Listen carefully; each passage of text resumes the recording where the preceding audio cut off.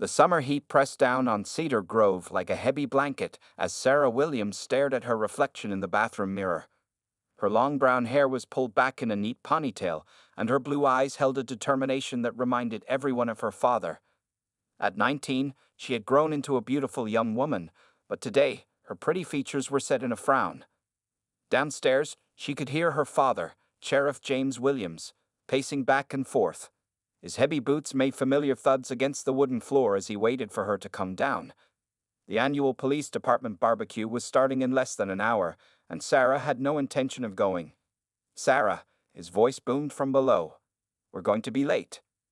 Sarah took a deep breath and grabbed her backpack, stuffed with art supplies and snacks for the kids at the youth center. She had been volunteering there for the past month, keeping it secret from her father. Today, she couldn't hide it anymore. As she walked down the stairs, Sheriff Williams stood at the bottom, already dressed in his crisp uniform. At 45, he was still an imposing figure, tall, broad-shouldered, with graying hair at his temples that only made him look more authoritative. He had raised Sarah alone since her mother's death 12 years ago, and most people in town praised him for doing such a good job. But lately, the distance between father and daughter had been growing wider. "I'm not going to the barbecue, Dabs," Sarah said, her voice steady despite her racing heart. The sheriff's face reddened. "What do you mean you're not going?" "This is important, Sarah. The whole department will be there with their families." "I have somewhere else to be," she replied, gripping her backpack strap tighter. "The youth center needs volunteers today." "The youth center?" His voice dropped dangerously low. "That place in the east side, with all those troublemakers?" Sarah felt her own anger rising. "They're not troublemakers. They're kids who need help and support. Something your department hasn't been very good at providing." The sheriff stepped closer, his face darkening. "Now you listen here, young lady. I've spent 20 years protecting this town. Those kids you're defending, half of them have juvenile records. Maybe if someone had helped them earlier, they wouldn't have records at all." Sarah shot back. "But it's easier to just lock them up, isn't it?" "You have no idea what you're talking about," he growled. "You're coming to the barbecue. That's an order." Sarah straightened her spine. "I'm not one of your deputies, Dad. You can't order me around." What happened next seemed to unfold in slow motion. The sheriff's face turned purple with rage, his controls snapping like a dry twig.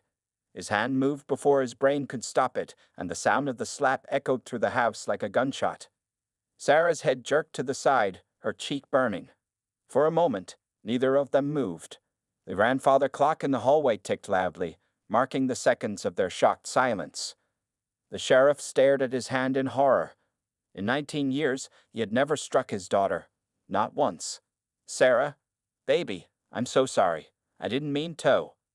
But Sarah was already moving, backing away from him with tears in her eyes. She touched her cheek gently, looking at her father as if seeing him for the first time. The man who had taught her to ride a bike, who had held her through nightmares after her mother died, who had always been her hero, suddenly seemed like a stranger. "This is exactly why those kids don't trust the police," she whispered. "Because you think violence solves everything." Without waiting for his response, Sarah ran past him and out the front door. The afternoon sun was bright and harsh, matching the pain in her cheek and her heart. She could hear her father calling after her, but she didn't stop. Her feet carried her down the familiar streets of Cedar Grove, past neat houses with perfect lawns, until she reached the bus stop that would take her to the east side. As she sat on the bench waiting for the bus, Sarah made a decision. She couldn't go home tonight. Maybe not for a while. The sheriff had crossed a line, and nothing would be the same again. She touched her cheek again, feeling the heat of the slap fade, but knowing the memory of it would last forever. The story of the sheriff's daughter who refused to accept her father's authority was about to spread through Cedar Grove like wildfire. But Sarah didn't care anymore. She had chosen her path, and there was no turning back now. The news spread through Cedar Grove faster than a summer wildfire. By sunset, everyone had heard about how Sarah Williams had run away from home, and how Sheriff James Williams hadn't shown up at the police department barbecue. In a small town where gossip was the favorite hobby, this was big news. Sheriff Williams sat alone in his kitchen, staring at his phone. He had called Sarah 27 times, and each time, the call went straight to voicemail. His hand, the one that had struck his daughter, shook as he poured himself another cup of coffee. The house felt empty and cold, even though the summer evening was warm. "What have I done?" he whispered to the empty room. Pictures of Sarah covered the walls. Sarah at her high school graduation, Sarah winning the state debate championship, Sarah and him at the father-daughter dance. In every photo, she was smiling. Now he couldn't stop seeing the look of betrayal in her eyes after he had hit her. The doorbell rang, making him jump. Deputy Martinez, his most trusted officer, stood on the porch with concern written all over her face. "Chief," she said softly, "the whole department's worried. You've never missed a barbecue in 15 years. The sheriff let her in, knowing he owed someone an explanation.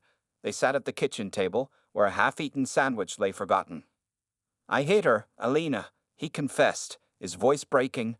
"My own daughter. I lost my temper and I became everything I've fought against my whole career." Deputy Martinez's eyes widened. She had known Sarah since she was a little girl who used to play with toy handcuffs in the police station. "Have you filed the missing persons report?" "She's 19, legally an adult." The sheriff laughed bitterly. "Besides, what would I write? Father assaults daughter, daughter runs away. Father wants her back so he can apologize for being a monster." Meanwhile, across town, Sarah sat in a small coffee shop called the Bean Counter. Her phone lay on the table, turned off. Her cheek no longer hurt, but she kept touching it, remembering. The coffee shop owner, Mrs. Chen, had given her a bag of ice when she first walked in, not asking any questions about her red eyes or the mark on her face. "More tea, honey?" Mrs. Chen asked, approaching with a steaming pot. Sarah nodded gratefully. She had been sitting here for hours, watching the sunset through the big windows. She needed to figure out what to do next. "You know," Mrs. Chen said, sitting down across from her, "sometimes running away isn't about being scared. Sometimes it's about being brave enough to stand up for what you believe in." Sarah looked up, surprised. Mrs. Chen smiled knowingly. "Small town, big ears. But don't worry. Anyone comes asking, I haven't seen you." "Thank you," Sarah whispered. She took out her phone and turned it on. Instantly, it buzzed with missed calls and messages. Most were from her father, but there were others too. Messages from her best friend Katie, from her aunt in the next town over, even from Deputy Martinez. One message caught her eye. It was from Jason Torres, one of the teenagers from the youth center. "Hey Sarah, heard what happened? My sister Maria and I have a spare room if you need it. No questions asked. We know what it's like to need a safe place." Sarah remembered Maria and Jason's story. They had escaped from an abusive home 2 years ago, and now, at 23, Maria had legal custody of her 17-year-old brother. They lived in a small apartment above the bookstore where Maria worked. With trembling fingers, Sarah typed a reply, "Is the offer still good?" The response came quickly, "Always. Address is 1242 Oak Street, at 3B doors open." As Sarah gathered her things to leave, Mrs. Chen pressed a paper bag into her hands. "Sandwich and cookies. Can't fight battles on an empty stomach." Outside, the streets of Cedar Grove were quiet. Most people were home having dinner, probably talking about her and her father. Sarah walked quickly, staying in the shadows. The apartment wasn't far, but each step took her further from her old life and closer to an uncertain future. Behind her, the police station's lights glowed in the darkness. Sarah knew her father would be there, probably buried in paperwork, trying to forget what he had done. Part of her heart ached for him, but another part felt stronger with each step she took away from home. Sometimes, she thought, you have to break something completely before you can build it back better than before. Sarah woke up to unfamiliar sounds. Instead of birds chirping in the backyard, she heard the rumble of delivery trucks and the chatter of early morning shoppers below the apartment. She was lying on a comfortable couch in Maria and Jason's small living room, wrapped in a soft blanket that smelled of lavender. 3 days had passed since she left home. Maria Torres had welcomed her with open arms, and Jason had helped carry her backpack up the narrow stairs to their apartment. The space was tiny but felt safe, filled with second-hand furniture and colorful posters that covered the walls. Morning, sleepyhead, Maria called from their small kitchen. At 23, she looked older than her years, with wise eyes and a gentle smile.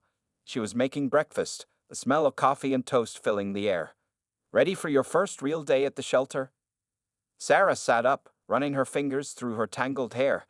She had decided to volunteer full-time at the youth center, which she learned was actually called Hope Harbor. It wasn't just a place for kids to hang out, it was an underground network helping troubled teens find their way. "Is it always this noisy in the morning?" Sarah asked, joining Maria in the kitchen. Maria laughed. "You'll get used to it. Different from the quiet streets of West Side, huh?" Jason emerged from his room, already dressed for school. At 17, he was one of Hope Harbor's success stories. "Wait till you meet everyone at the shelter," he said, grabbing a piece of toast. "Your dad would probably arrest half of them, but they're the best people I know." Sarah felt her stomach tighten at the mention of her father. She hadn't turned her phone on since that first night, afraid of what she might find. The local newspaper had run a small story about the sheriff's daughter going missing, making it sound like she was a troubled teen who had run away from a loving home. After breakfast, Maria drove them to Hope Harbor in her old blue Honda. The shelter was housed in an old warehouse that looked abandoned from the outside. But inside, it was a different world. "Sarah, welcome to the real Hope Harbor," said Marcus Johnson, the shelter's director. He was a tall man with dreadlocks and kind eyes, wearing a faded t-shirt that said "Change starts here." "Maria tells me you want to help full-time?" Sarah nodded, looking around in amazement. The warehouse had been transformed into different spaces: a classroom area, a small medical clinic, a kitchen, and rows of bunk beds hidden behind privacy curtains. Teenagers and young adults moved around purposefully, some attending classes, others helping in the kitchen. "Most of these kids have had bad experiences with the police," Marcus explained as he showed her around. "They're not criminals, they're survivors. Some are running from abuse, others from poverty, and some just need a place where they can be themselves without judgment." As they walked, Sarah saw a young girl, maybe 15, being taught math by a volunteer. Another teenager was getting medical help for what looked like a badly bruised arm. In the kitchen, a group was learning how to cook basic meals. "This is illegal, isn't it?" Sarah asked quietly, "Running a shelter without permits." Marcus looked at her steadily. "Sometimes what's legal isn't what's right. We tried working with the system, but the system doesn't always work for everyone. That's why we need people like you, Sarah. You understand both sides." A commotion at the front door interrupted them. Two teenagers rushed in, supporting a third who was limping badly. Sarah recognized one of them from her father's police station. He had been arrested last month for stealing food from a grocery store. Without thinking, Sarah rushed to help. The injured boy had sprained his ankle running from some guys who were hassling him. As she helped clean and wrap his ankle using the first aid skills she learned in school, Sarah realized something important. These weren't the dangerous criminals her father had described. They were just kids trying to survive. "You're the sheriff's daughter," the injured boy said suddenly, recognizing her. "Why are you helping us?" Sarah finished wrapping his ankle before answering. "Because my father was wrong about a lot of things. And maybe I was wrong too, thinking all cops were heroes and all troubled kids were criminals." Marcus squeezed her shoulder gently. "Welcome to the real world, Sarah. It's not as simple as good guys and bad guys, is it?" Looking around at the faces in Hope Harbor, faces full of pain, but also hope, fear, but also determination, Sarah knew she had found her place. The sheriff's daughter had become something else. A bridge between two worlds that desperately needed to understand each other. 2 weeks after Sarah started working at Hope Harbor, tragedy struck Cedar Grove. The morning papers screamed with headlines about 3 teenagers found dead in an abandoned building. The cause? Drug overdoses. One of the victims was only 14 years old. Sheriff Williams stood at the crime scene, his face grim. Dark circles under his eyes showed he hadn't been sleeping well since Sarah left. Now, with 3 dead kids on his hands, the pressure from the town council was enormous. "We need to crack down on all these unofficial youth hangouts," Mayor Thompson said, standing next to the sheriff. She was a short woman with sharp eyes and a sharper tongue. "These places are breeding grounds for trouble, including that so-called Hope Harbor." The sheriff's head snapped up at the mention of Hope Harbor. He had heard rumors that Sarah was working there. "We need to investigate properly before." 3 dead kids. The mayor cut him off. "The parents are demanding action. Either you clean up these illegal shelters, or I'll bring in the state police to do it." Meanwhile, at Hope Harbor, Sarah was helping a 16-year-old girl named Lisa fill out her GED application when Marcus burst into the room. "Emergency meeting now," he called out. Everyone gathered in the main area, where Maria was already turning on the news. The reporter was talking about the tragic deaths and the city's response. "The mayor has authorized an immediate shutdown of all unauthorized youth establishments," the reporter said. "Police raids are expected to begin within 24 hours. Panic spread through the room. Many of the kids started grabbing their things, ready to run back to the dangerous situations they had escaped from. "Stop." Sarah's voice cut through the chaos. "Nobody needs to leave. We have rights, and we have options." Marcus looked at her with respect. "What do you suggest?" Sarah took a deep breath. "Those kids didn't die because of places like Hope Harbor. They died because they had nowhere safe to go. We need to show the town what we really do here." She turned to Maria. "Call every success story you know. Every kid who got their GED here.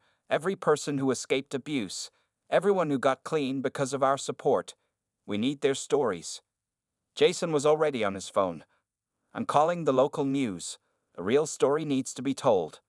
As everyone rushed to help, a young volunteer ran in. "Police cars, 6 of them, coming this way." Sarah's heart stopped when she saw her father step through the door. He was in full uniform, followed by several officers. Their eyes met across the room, the first time they had seen each other since that terrible day. But before either could speak, Lisa stepped forward. "Sheriff Williams, I'm Lisa Martinez. Your daughter helped me get away from my mom's abusive boyfriend last week. She saved my life." Another teenager stepped up.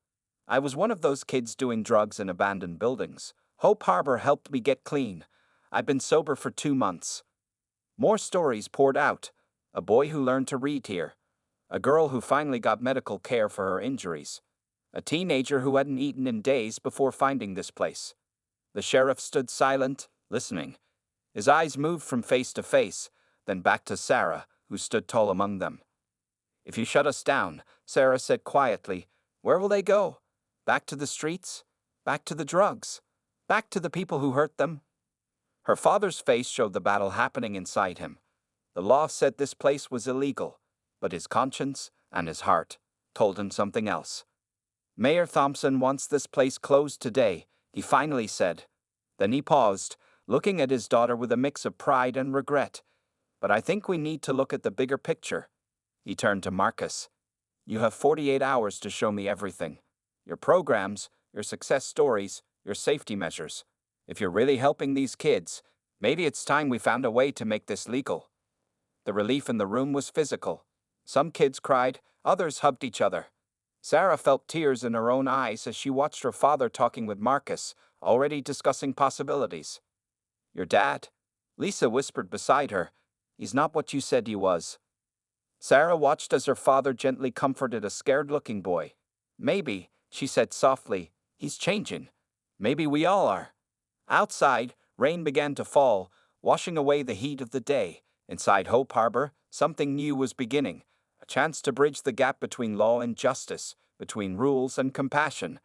And in the middle of it all stood Sarah, the sheriff's daughter who had helped make it possible. The next morning dawned bright and clear as Sarah walked into the Cedar Grove police station for the first time since leaving home. The familiar smell of coffee and paper files filled the air. Officers stopped and stared as she made her way to her father's office, some offering small smiles, others quickly looking away. Deputy Martinez met her at the door. "He's been here since 5 a.m., she said softly, reviewing all of Hope Harbor's documents.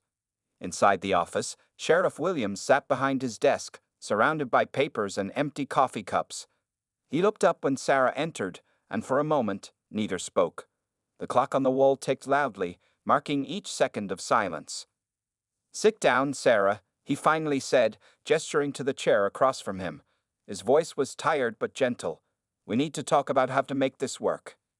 Sarah sat down, noticing the family photo on his desk was still the same, her high school graduation picture. "Make what work?" "Hope Harbor." He picked up a thick file. "I spent all night reading these success stories. Kids getting education, medical care, job training. You were right about a lot of things, and I was wrong." Sarah felt tears prick her eyes but held them back. "What about Mayor Thompson? She wants us shut down." The sheriff leaned forward. The mayor works for the people, and the people need to see what I saw yesterday. We're holding a town meeting tonight. I want you and Marcus to present your case. Just then, Marcus himself walked in, carrying more files. He nodded respectfully to the sheriff before turning to Sarah.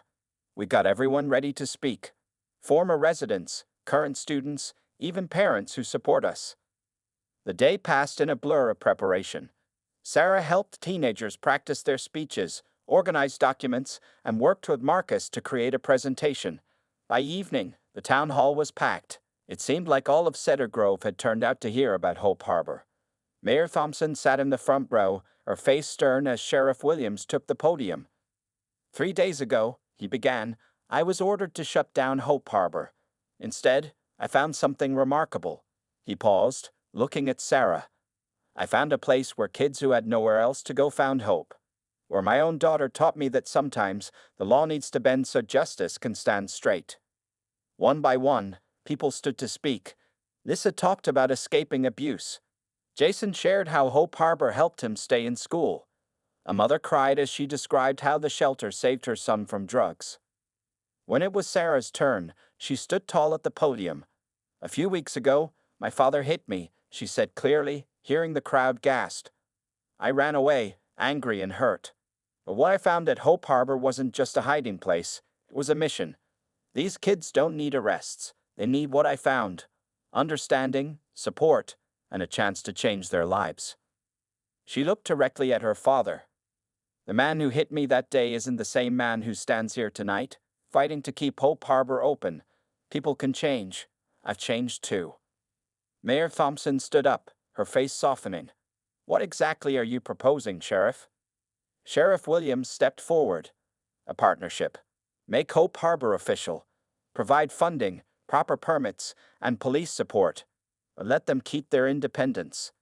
Let them continue their work, just with our help instead of our interference. The mayor looked around the room, seeing the hopeful faces of teenagers, the determined expressions of volunteers, and the proud smile of a father watching his daughter stand up for what she believed in. We'll need to work out the details, she said finally, but I think Cedar Grove is ready for this change. The room erupted in cheers. Sarah felt Marcus squeeze her shoulder in congratulation. Across the room, her father was smiling, tears in his eyes. Later, as people were leaving, Sheriff Williams approached his daughter. I can't take back what I did that day, he said quietly, but I can spend every day trying to be better, to be the father you deserve. Sarah looked at him, really looked at him. She saw his regret, his pride, and his love. Maybe, she said softly, we can both work on being better, together. It wasn't forgiveness, not yet, but it was a start. As they walked out of the town hall, father and daughter side by side, both knew that the hardest part of their journey was still ahead. But for the first time in weeks, they were walking in the same direction. 1 month after the town hall meeting, Hope Harbor looked very different. Fresh paint brightened the walls, new computers filled the study area, and a proper medical clinic operated in what used to be a storage room. But the biggest change wasn't in the building, it was in the people. Sarah stood by the front desk, watching as a police officer helped a teenage boy with his math homework. 6 weeks ago, this would have been impossible. Now, it was becoming normal to see police officers volunteering at the shelter, getting to know the kids they used to chase away. Still feels strange, doesn't it? Maria asked, joining her at the desk. Police cars parked outside, and nobody's running away. Sarah nodded, remembering how scared everyone had been at first. Change takes time, but it's happening. The front door opened, and Sheriff Williams walked in, carrying boxes of donated supplies. He did this every Wednesday now, though Sarah suspected it was just an excuse to check on her. Their relationship was still fragile, like a newly healed bone that needed careful handling. Need help with those, Dad? Sarah asked. She had moved back home last week, after long talks and careful promises. The word Dad still felt a bit stiff on her tongue, but she was trying. Thanks, honey, he said, letting her take a box. There's more in the car. The department's families really stepped up with donations this time. As they unloaded the car, Sarah noticed a familiar face watching from across the street. It was Tommy, one of the shelter's regular kids, looking uncertain about approaching while the sheriff was there. Tommy, Sarah called out. Come help us. We got those art supplies you asked for. The boy hesitated, then slowly crossed the street. Sheriff Williams smiled at him, holding out a box. You must be Tommy. Sarah tells me you're quite the artist. Tommy's eyes widened in surprise. Taking the box carefully, he mumbled, Yes, sir. I like drawing. Well, the sheriff said, Deputy Martinez's daughter teaches art at the community center. Maybe we could arrange some proper lessons for you. The boy's face lit up, and Sarah felt her heart warm. This was her father trying, really trying, to understand and help these kids he once saw only as troublemakers. Inside, Marcus was leading a meeting about Hope Harbor's new programs. With official funding and support, they could now offer more services: GED classes, job training, counseling, and even legal aid. The shelter had become a true community center. Sarah, Marcus called out, Want to tell everyone about the new peer mentoring program. Sarah stood up, feeling all eyes on her. We're starting a program where kids who've been through tough times can help newcomers adjust. Tommy here, she gestured to the boy who was still clutching his box of art supplies, will be one of our first peer mentors, teaching art to younger kids. Tommy looked surprised but pleased. Sheriff Williams, sitting in the back of the room, nodded approvingly. After the meeting, Sarah found herself alone with her father in the new counseling room. He was looking at the artwork on the walls, pieces created by the shelter's residents, including several by Tommy. I never knew, he said quietly, studying a drawing of a broken chain becoming a flower. All these years, I never really saw them as kids, just problems to solve. Sarah touched his arm gently. You're seeing them now. That's what matters. He turned to her, his eyes serious.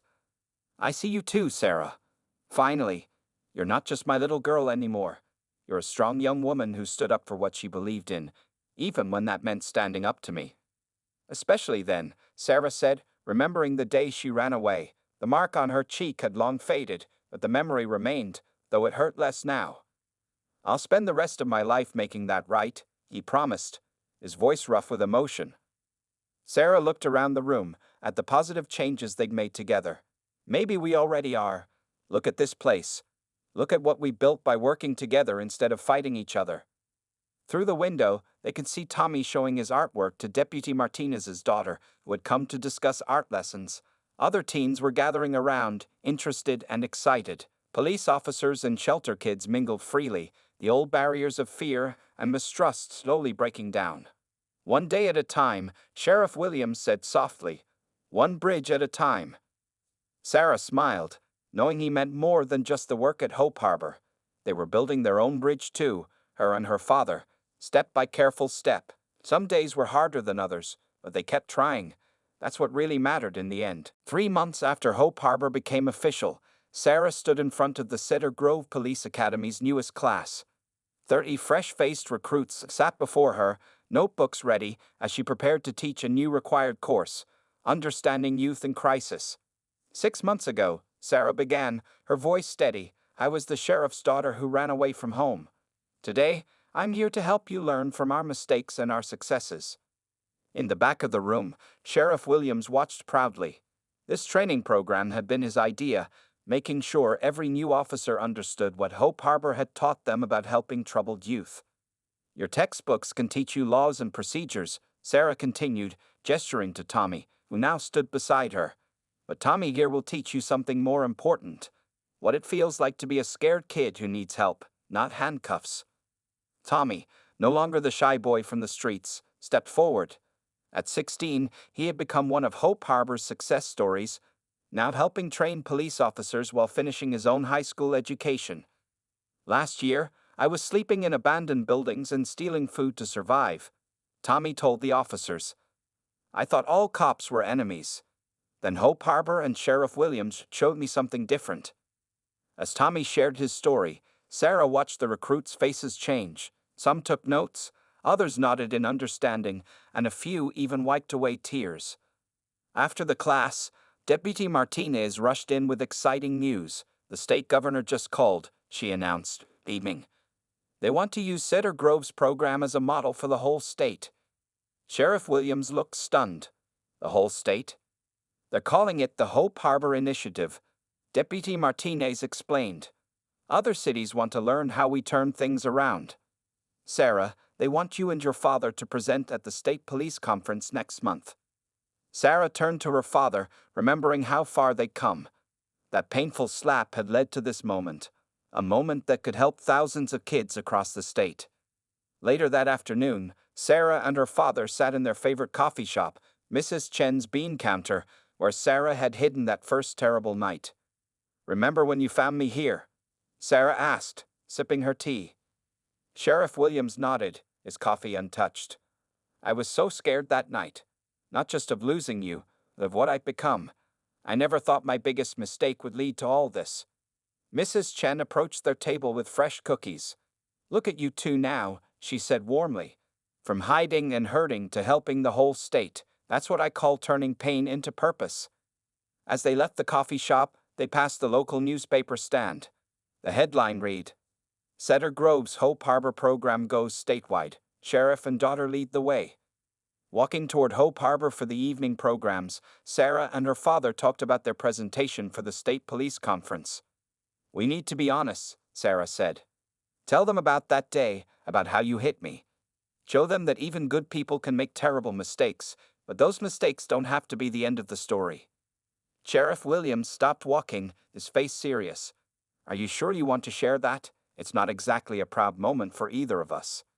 "That's exactly why we should share it," Sarah replied. "It shows that change is possible, real change, not just in programs and policies, but in people's hearts." They reached Hope Harbor just as the evening activities were starting. Inside, police officers and teenagers worked together on homework, played basketball, and talked about their lives. The walls, once bare and gray, now displayed artwork, certificates, and photos of success stories. Tommy was teaching an art class to younger kids, while a police officer learned to draw alongside them. Maria supervised the computer lab where Deputy Martinez's daughter volunteered as a tutor. The shelter that had once been illegal was now the heart of the community. "You know what, Dad?" Sarah said, watching the scene before them. "Maybe some good things can come from bad moments. Maybe sometimes we need to break before we can rebuild something better." Sheriff Williams put his arm around his daughter's shoulders, and this time she didn't flinch away. "You taught me that, Sarah. You taught all of us that." Together, they walked into the building that had changed their lives, and was now about to change many more across the state. The sheriff's daughter, who had once run away in fear, now walked confidently beside her father, both of them ready to share their story of redemption with the world. 1 year had passed since that hot summer day when Sarah Williams ran away from home. The annual police department barbecue was being held again, but this time it wasn't just for police families. The event had moved to Hope Harbor's newly expanded grounds, and the whole community was invited. Sarah stood by the grill, watching her father flip burgers while chatting with Tommy, who was now officially his art teacher. The sheriff had started taking art lessons 3 months ago, claiming it helped him understand the kids better. His drawings were terrible, but his smile while learning was real. "Who had fought?" Maria said, joining Sarah with a plate of salad. "The sheriff learning to draw, kids playing basketball with cops, and you, the runaway daughter, running the whole show." Sarah laughed, looking around at the mixed crowd. Police officers and their families sat with teenagers from the shelter. Mayor Thompson was there too, proudly showing other city officials around the facility that had become Cedar Grove's pride. "Sarah," called Lisa, running over with an envelope in her hand. "I got in. The police academy accepted me." Sarah hugged the girl who, just a year ago, had been hiding from an abusive home. Now Lisa was following her dream of becoming a different kind of police officer, one who understood kids like her former self. Sheriff Williams heard the news and walked over, leaving Tommy in charge of the grill. "Congratulations, Lisa. You'll be in my daughter's first full semester teaching at the academy." Speaking of teaching, Deputy Martinez interrupted, approaching with a newspaper. "Have you seen today's headline?" The front page showed a photo of Sarah and her father at the state police conference last month. The headline read, "Hope Harbor model adopted by 12 more states. Father-daughter team leads national reform."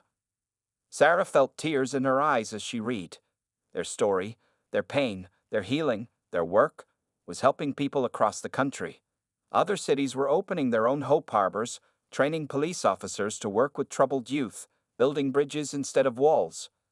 "Dad," Sarah said softly, "Remember what you told me that first day you came to shut down Hope Harbor about needing to look at the bigger picture?" "I remember everything about that day," he replied, his voice gentle. "I came to enforce the law, but you taught me about justice instead." The afternoon sun was getting lower, casting long shadows across the Hope Harbor yard. Kids and cops played together, families shared food and stories, and the old barriers between us and them seemed to fade away. Tommy called everyone's attention, standing on a small stage they had set up. Behind him was a large covered canvas. "A year ago," he announced, "I was just a scared kid with some art supplies. Today, I want to show you something special." He pulled the cover off the canvas, revealing a beautiful mural. The painting showed two hands reaching toward each other, one in a police uniform sleeve, the other in a torn jacket. Where the hands met, flowers bloomed and a bridge formed, spanning a divide. At the bottom were the words, "Hope builds bridges." "This is for Sarah and Sheriff Williams," Tommy said. "They showed us that the biggest changes start with small steps. Sometimes those steps hurt. Sometimes they seem impossible, but they're always worth taking." Sarah felt her father's arm around her shoulders as they looked at the mural. The gesture, once frightening, now felt safe and right. "I'm so proud of you," he whispered, "and so sorry for what I did that day." "I know, Dad," Sarah replied, squeezing his hand. "But if you hadn't hit me, if I hadn't run away, none of this would have happened. Sometimes the worst moments lead us to the best changes." As the sun set over Cedar Grove, the barbecue continued. New kids arrived at the shelter, finding not just a safe place, but a whole community ready to help. Police officers left their badges in their cars, becoming just people sharing a meal with other people. Sarah watched it all, remembering the angry, hurt girl she had been a year ago. That girl could never have imagined this moment, standing beside her father, surrounded by a family that had grown to include both cops and kids from the streets. "Ready to serve the burgers?" her father asked, heading back to the grill. "Ready," Sarah smiled, following him. They had come full circle, back to another police department barbecue. But this time they were different. This time they were better. This time they were whole. And in that moment, Sarah knew that some stories don't end. They just keep growing, touching more lives, building more bridges, one day at a time.